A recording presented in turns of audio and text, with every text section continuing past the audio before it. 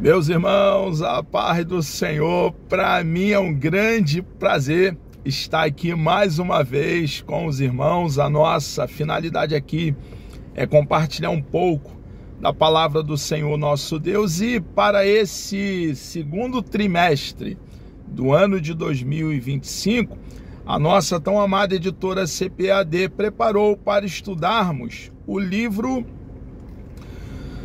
de João, o Evangelho, de João. E vamos aqui na primeira lição falar sobre o Verbo que se tornou em carne. Vamos falar aqui sobre essa doutrina nossa que jamais poderá ser removida, uma verdade bem calcada, respaldada, apoiada no rolo sagrado, nas sagradas letras, que Jesus, o eterno Filho de Deus, a segunda pessoa da Santíssima Trindade, tornou-se carne. O Verbo se encarnou e tabernaculou entre nós. Quero ler o texto áureo dessa primeira lição, que diz assim: E o Verbo se fez carne e habitou entre nós, e vimos a sua glória como a glória do unigênito do Pai, cheio de graça e de verdade. Evangelho, segundo escreveu João, capítulo 1, versículo 14. Verdade prática. O Verbo de Deus inseriu-se na história. O Logos, a palavra de Deus, se manifestou na história, assumindo a forma de homem. Qual foi o escopo, a finalidade, o objetivo da vinda do nosso Senhor e Salvador Jesus Cristo? Redimir os pecadores. Jesus veio para salvar e buscar o que se havia perdido. Nós temos falado aqui e reiterado muitas vezes que com a queda do nosso papai Adão, ele era o cabeça federal da humanidade, todos nós caímos. O pecado foi como uma doença contagiosa e contaminou toda a humanidade. O primeiro Adão cai e nós tivemos o pecado dele imputado a cada um de nós. Todos nós, seres humanos, fomos encerrados embaixo de pecado, e Deus usou de misericórdia com todos nós de forma igual, enviando então o segundo Adão. E o segundo Adão, nosso Senhor e Salvador Jesus Cristo, toma sobre ele os nossos pecados. Ele morre a nossa morte, sofre em nosso lugar, tomando todo o cálice da ira de Deus, sem deixar cair uma gota sequer. Jesus então vem como nosso substituto, como nosso representante, como nosso fiador. A santa semente leva então sobre ele até aquela cruz, naquela pequena colina chamada Gólgota, os nossos pecados. Recebe a justa punição sobre ele que os nossos pecados merecia e quita a nossa dívida. Então, nós, quando cremos em Cristo de todo o coração, temos a justiça de Cristo imputada a cada um de nós. Somente dessa maneira podemos ser aceitos por Deus Pai. Jesus, ele vem para nos salvar, nos redimir, nos resgatar do mercado de escravo. E somente nele, em nosso Senhor e Salvador Jesus Cristo, há salvação. Ele é a única porta, ele é o único caminho, ele é a única escada que liga a terra aos céus. E Jesus, ele vem, a encarnação do Verbo, e na pessoa de Jesus estava ali as duas naturezas, a natureza humana e a natureza divina. Jesus foi completamente homem e completamente Deus. Nunca abriu mão da divindade. O texto sagrado nos afirma que nele, em Jesus, habitava corporalmente toda a plenitude da divindade. Ele é Deus, ele é o Verbo de Deus, ele é o Logos que tabernaculou entre nós. Ele abre mão, sim, da sua glória, mas nunca deixou de ser Deus. E essa lição vai ficar bem claro para nós, a grande obra do nosso Senhor e Salvador Jesus Cristo. Jesus veio para nos adquirir para Ele mesmo, nos comprou com um alto e precioso valor. E foi preço de sangue, não sangue de bode, de carneiro, de touro, não, 1000 vezes não. Não foi com algo corruptível como prata e ouro, mas sim, foi com o seu bendito e precioso sangue, sangue sem mancha, sem ruga, sem mácula.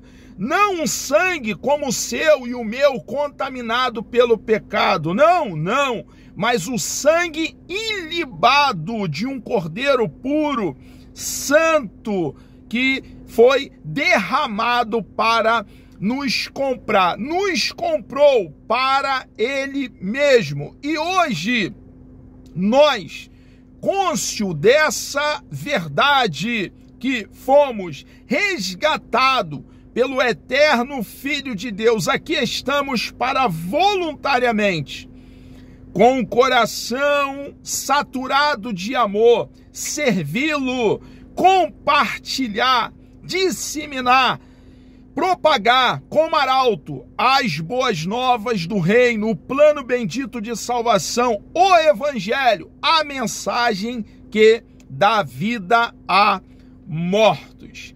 Aqui nessa lição eu quero ler com os irmãos ainda o texto do Evangelho de João no capítulo 1, do versículo 1 ao versículo 14, que nos diz assim: no princípio era o Verbo, e o Verbo estava com Deus, e o Verbo era Deus. Ele estava no princípio com Deus, todas as coisas foram feitas por Ele.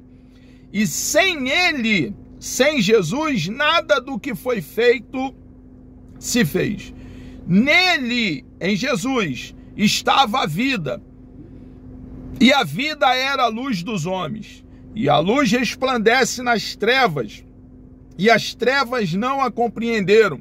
Houve um homem enviado de Deus cujo nome era João. E aí ele faz aqui referência ao precursor, ao João Batista, aquele que veio antes do nosso Senhor e Salvador Jesus Cristo para pavimentar o caminho. Ele apontou, chamando todos ao arrependimento, apontou para a luz que alumia o mundo. Ele mesmo disse que Jesus é o Cordeiro de Deus que tira o pecado do mundo. Este veio para testemunho, para que testificasse da luz, para que todos crescem por ele. Não era ele a luz, mas veio para que testificasse da luz. Ali estava a luz verdadeira, o nosso Senhor e Salvador Jesus Cristo, que alumia todo homem que vem ao mundo.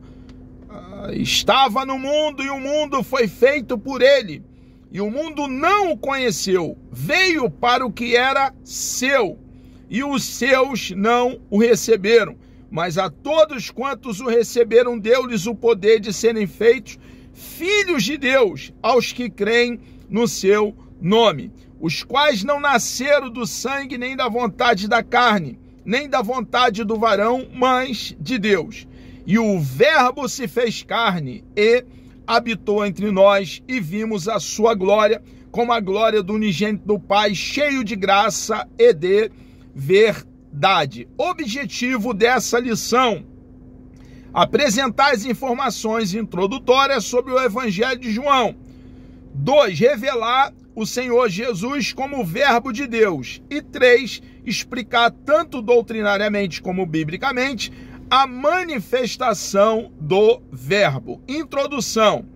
Neste trimestre, vamos estudar o Evangelho de João, esse evangelho tão precioso, irmãos. E vamos aqui estar tirando verdades práticas do livro de João. Em comparação, o que o nosso escritor aqui, o nosso comentarista nessa lição vai fazer? Vai constatar o Evangelho de João, vai comparar com os demais evangelhos, Mateus, Marcos e Lucas. E nós precisamos entender que os 4 evangelhos não estão para uma correção. Não é um corrigindo o outro, não, 1000 vezes não. Estão para uma complementação. Nós precisamos juntar então todas as peças, todos os versículos, todos os textos, tendo em mente que é uma complementação. João vai falar um pouco, Mateus fala um pouco, Marcos fala um pouco e Lucas fala mais um pouco. Então, é muito importante entender que o rolo sagrado é perfeito, não há contradição, é uma engrenagem completa e a revelação é progressiva. Precisamos então comparar escritura com escritura para que tenhamos aí o entendimento do querer de Deus para a nossa própria vida. Nesse trimestre vamos estudar o Evangelho de João e haverá essa comparação com os outros 3 evangelhos, Mateus, Marcos e Lucas. O de João vai destacar-se especialmente por centrar-se no ministério de Jesus em Jerusalém. Como eu acabei de falar, é uma complementação. João, então, vai enfocar, tem um enfoque. Mateus, outro enfoque, por exemplo, aqui para clarear a verdade que estou compartilhando. Mateus foi endereçado aos judeus, Marcos foi endereçado aos romanos, Lucas aos gregos e João a toda a igreja formada por todos esses grupos. Então, claro que é a palavra de Deus, os céus e a terra passarão, mas as palavras do nosso Deus jamais passarão. Então foi endereçado primariamente para esses povos e falou lá no 1º século e fala hoje no século 21 e continuará falando enquanto nós estivermos aqui em peregrinação no planeta Terra.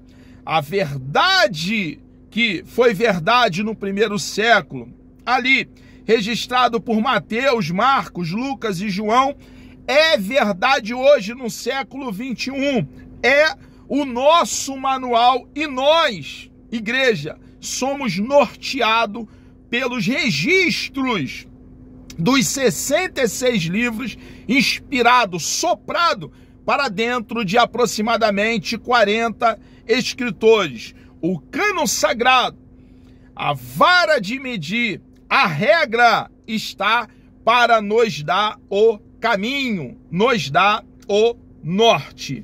O autor deste evangelho é o apóstolo João, aquele que encostava a cabeça no peito do nosso Senhor e Salvador Jesus Cristo.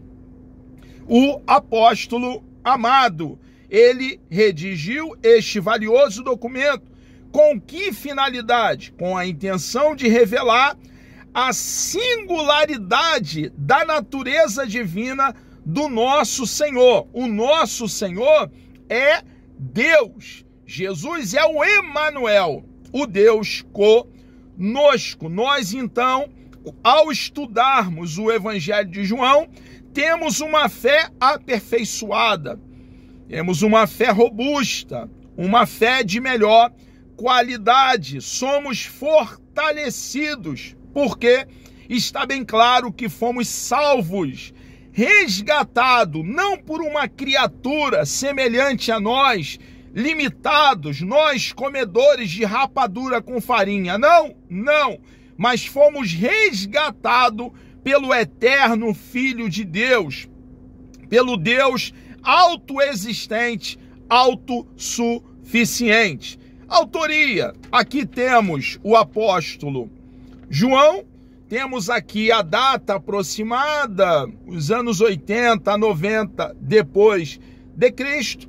O assunto principal que ele vai enfocar é sobre a divindade do nosso Senhor, vai falar sobre o Verbo divino. Irmãos, é doutrina para nós cristãos, para nós igreja. O nosso Deus é um. E o nosso Deus, que é um, subsiste em três pessoas: a pessoa do Pai, a pessoa do Filho, a pessoa do Espírito Santo. Não há hierarquia, são coexistentes, coeterno, coiguais. O propósito do Evangelho é levar o leitor a crer que Jesus Cristo é o Filho de Deus. E ao crer que Jesus Cristo é o Filho de Deus, encontrar vida em seu nome.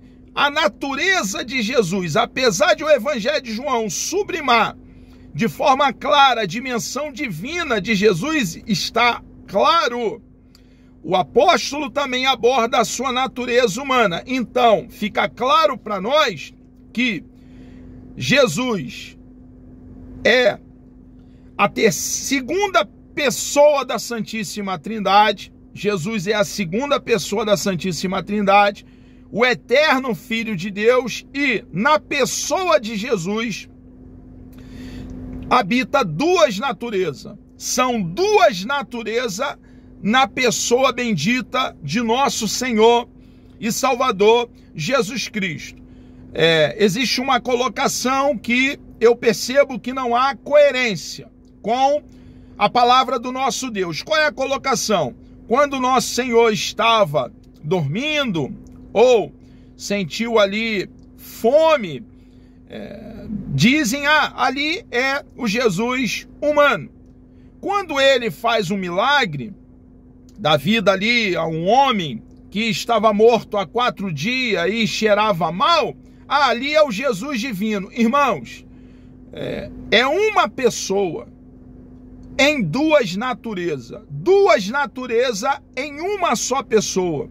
Não são duas pessoas, 3 ou mais pessoas. Quando Jesus, ele está ali cansado, quando ele dorme, quando ele tem fome ou sede, ali está uma única pessoa e as duas naturezas, a natureza humana e a natureza divina. Quando Jesus está fazendo um milagre, ali está a pessoa bendita, uma pessoa, e as duas naturezas, a natureza humana e a natureza divina. A Bíblia deixa bem claro que não podemos desvincular essa única pessoa ou desvincular as duas naturezas. Surge então uma pergunta: Deus tem fome? Deus se cansa? Deus morre? Claro que não. Deus, ele é eterno, ele é todo-poderoso, ele é autoexistente, existe independente de situações externas. Ele é autossuficiente, não existe nada fora de Deus que ele precise, porque ele é completo nele mesmo, não tendo falta de nada. Mas ali está as duas naturezas. Jesus não abriu mão em momento algum da sua divindade. Nós que não desprezamos a razão, pelo contrário, nós cristãos tomamos tempo para ponderar, pensar, analisar, avaliar, refletir. Precisamos entender que o rolo sagrado, as sagradas letras, estão muito acima, vão muito além da razão. Então, observamos as duas naturezas na pessoa de nosso Senhor e Salvador Jesus Cristo. Jesus, o Verbo de Deus, a revelação que ultrapassa o passado. Quando o apóstolo João redigiu a introdução do primeiro capítulo do seu evangelho, usando essa expressão, no princípio era o Verbo, é provável que tenha como referência Gênesis capítulo 1, versículo 1. Observe que lá em Gênesis capítulo 1, versículo 1 está: no princípio criou Deus os céus e a terra. E a Bíblia é um todo, irmãos. A Bíblia não pode ser fragmentada. E a Bíblia explica a própria Bíblia. Então, esse primeiro versículo do Evangelho mostra que o Verbo é Deus, no princípio, possuindo assim uma existência infinita, ou seja, não tem começo nem fim. Assim, muito além do passado. Nunca houve um momento em que Jesus não existisse, porque ele é eterno, sempre existiu. A natureza fundamental do Verbo, tal como Deus é eterno, também o Verbo o é. Mais adiante, em Apocalipse, o apóstolo João descreve o Verbo como o Alfa e o Ômega, o princípio e o fim. Diz o Senhor que é e que era e que há de vir o Todo-Poderoso, como está lá no capítulo 1, versículo 8 de Apocalipse. Assim, conforme o seu evangelho, o evangelista apresenta Jesus como o Logos de Deus, a palavra encarnada que habita entre os homens. Portanto, enquanto Verbo encarnado, Jesus é conhecido por muitos e adorado como Deus, o que eu já tenho deixado claro em outros trimestres, quando Jesus recebe adoração, o que só Deus pode receber, porque só a Ele, ao nosso Deus, Ele é digno de adoração, de honra, de louvor, de exaltação.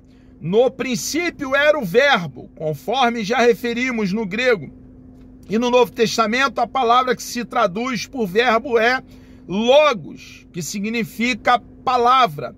O conceito de logos traz consigo a noção da expressão tanto da razão quanto da linguagem. Nesse sentido, a forma mais adequada de compreender este termo relaciona-se com a maneira pelas quais Deus se manifesta ao ser humano. Assim, o conceito mais apropriado para logos encontra-se em Jesus, que representa a expressão da divindade, a revelação última de Deus. Deus estava em Cristo, então, ali, se revelando à humanidade. Jesus é o ápice, é o cume, o ponto alto da revelação de Deus. Olhando para Jesus, quando examinamos aí, tomando tempo para debruçar sobre Mateus, Marcos, Lucas e também o Evangelho de João, nós então observamos através dos atos, do agir, do proceder do nosso Senhor e Salvador Jesus Cristo, como o Deus Todo-Poderoso age. Jesus, então, ele é o ápice da revelação do Eterno. A encarnação do Verbo, a manifestação do Verbo e a luz do mundo. João identifica Jesus como o Criador de todas as coisas. Está bem claro no primeiro capítulo do Evangelho de João. Mediado pelo Pai através do poder da sua palavra. A seguir, ele faz uma distinção entre luz e trevas. As trevas simbolizam a obscuridade espiritual provocada pelo pecado. Irmãos, o pecado é algo sério. O pecado manchou o nosso relacionamento com o nosso Deus. Ele manchou o nosso relacionamento com o nosso próximo. ele manchou o nosso relacionamento conosco mesmo. E ele manchou o nosso relacionamento com relação à natureza.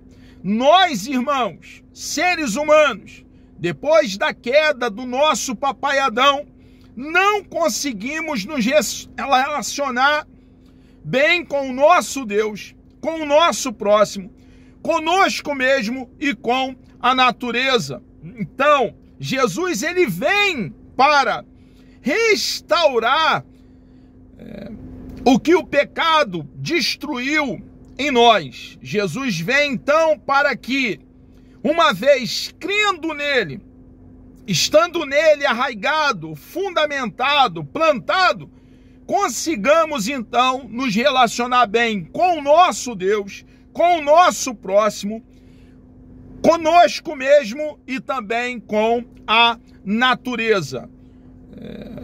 O pecado trouxe um ambiente nefasto para cada um de nós. A depravação é total.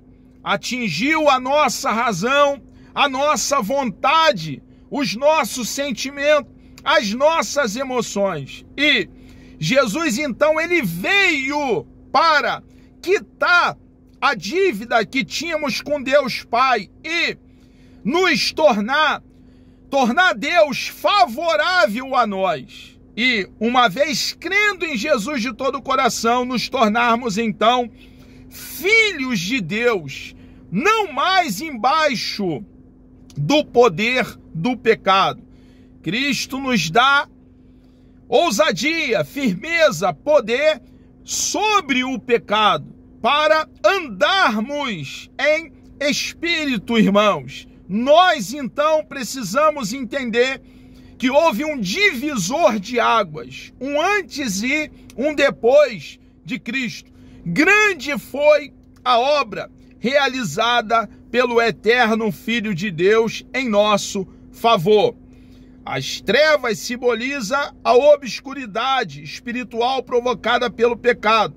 No entanto, visto que essas coisas são assim, Deus enviou João Batista para testemunhar e proclamar sobre a luz.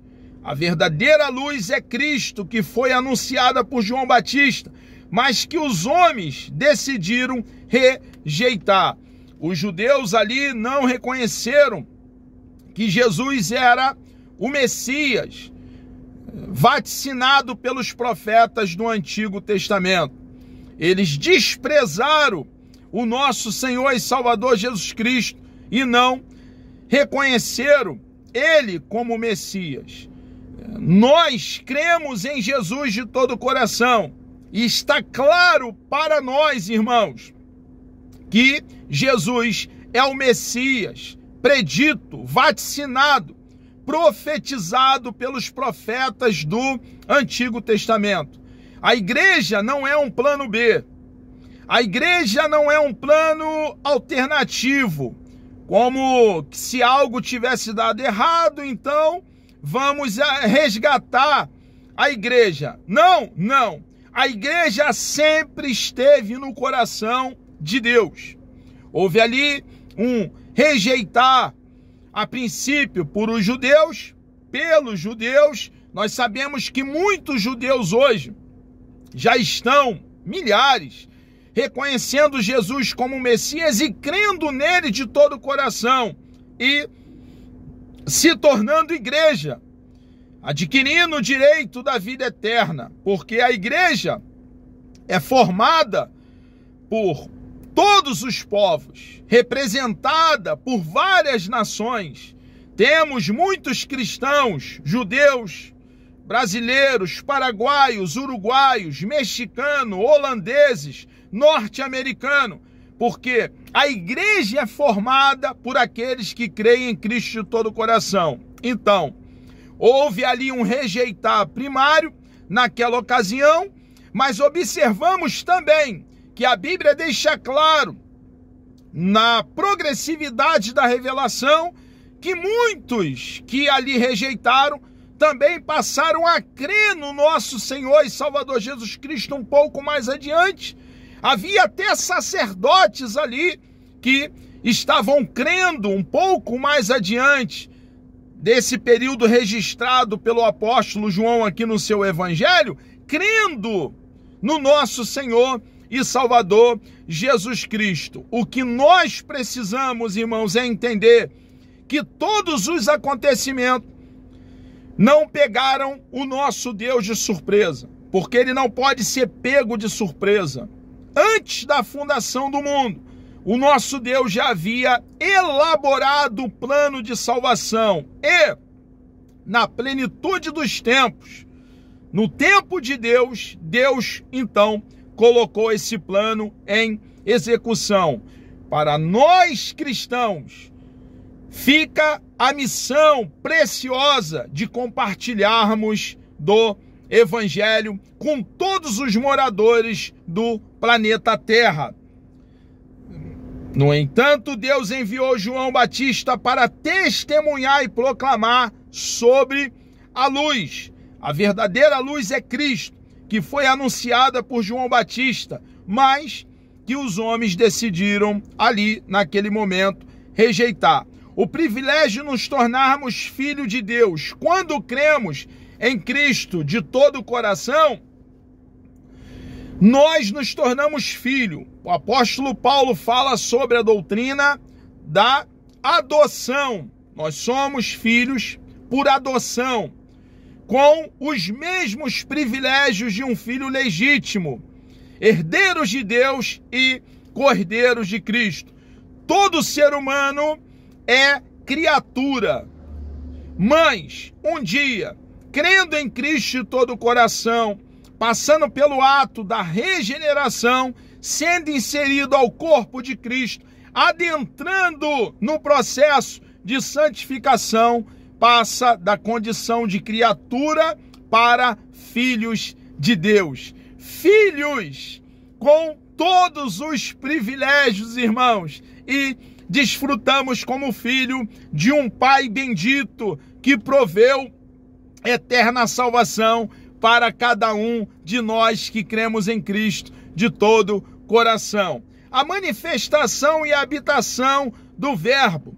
O Verbo se fez carne, sugere a humanização de Deus, que passou a viver entre os homens. O termo verbo possui uma conotação muito mais rica e profunda do que qualquer conceito filosófico. Deus entrou na história.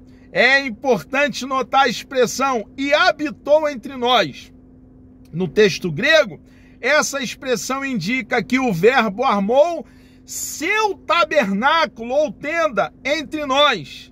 Antes, nos registros veterotestamentários, é o que ele está dizendo, no Antigo Testamento, Deus habitava numa tenda montada pelo povo. Agora, de acordo com as palavras do evangelista, ele reside entre nós, representando a manifestação plena da presença divina no mundo. No registro veterotestamentário, observamos ali que, de tempo em tempo, Deus se manifestava sobre ali o propiciatório, a tampa da arca, a arca da aliança que estava no Santo dos Santos, atrás do véu, simbolizava a presença de Deus. Então, nós observamos que sempre houve, da parte de Deus, o desejo de estar no meio do seu próprio povo, habitando no meio do seu próprio povo. Claro que essa manifestação de Deus ali na arca, a arca que havia nela 2 querubins, um defronte do outro, claro que fica bem cristalino para nós que ali aponta para o que iria acontecer, e aconteceu. Deus no meio do povo. No Antigo Testamento, a arca simbolizava a presença do Eterno, e na plenitude dos tempos, no primeiro século, o Verbo se encarnou e tabernaculou entre nós. Essa verdade, irmãos, deve nos trazer grande regozijo, também consolo e refrigério. Nós contamos com um Deus que habita no meio do seu povo, um Deus presente, um Deus próximo, perto, e Ele habita dentro de nós. Fez de cada um de nós cristãos que cremos em Cristo de todo o coração casa, tenda, morada, tabernáculo, templo, santuário. Podemos contar com Deus, irmãos, em todos os momentos da nossa vida. Enquanto nós, como igreja, estivermos em peregrinação, o Deus supridor, o Deus provedor do seu povo, está conosco, nos dando entendimento, sabedoria, compreensão, ungindo o nosso cérebro e nos governando na direção dada por Ele mesmo, através da sua bendita e preciosa palavra. Nesta lição, tivemos a oportunidade, então, de iniciar o estudo no Evangelho de João, mostrar a sua relevância e o seu objetivo na vida da igreja. Observamos que a revelação sensível de Deus e a sua intervenção na história tornam o Evangelho de João uma obra única no Novo Testamento. Em João entendemos que a encarnação do Verbo trouxe luz plena àqueles que crescem. Assim, através da fé em Jesus, somos denominados e feitos filhos de Deus. Chegamos aqui ao término dessa primeira lição, desse segundo trimestre do ano de 2025, querendo o nosso amado e bondoso Deus, na próxima pré-aula, na lição de número 2, vamos então falar sobre o novo nascimento. Vamos orar? Deus amado, nós louvamos e engrandecemos o teu santo, bendito e precioso nome. Obrigado, meu Deus, pela oportunidade grande de estarmos aqui falando da tua palavra. Ó Deus amado, continue nos ajudando, ó Pai, nessa missão preciosa de falar do teu grande e imenso amor. Entregamos nossas vidas nas tuas mãos, pedimos uma bênção, ó Pai, sobre todos aqueles que estarão participando dessa pré-aula. Muito obrigado, ó Pai. Nos dê um dia produtivo, abençoado na tua presença. Por favor, meu Deus, continue conosco, nos dando o teu norte, nos governando, nos dando a tua orientação. Assim oramos e oramos agradecidos em nome de Jesus.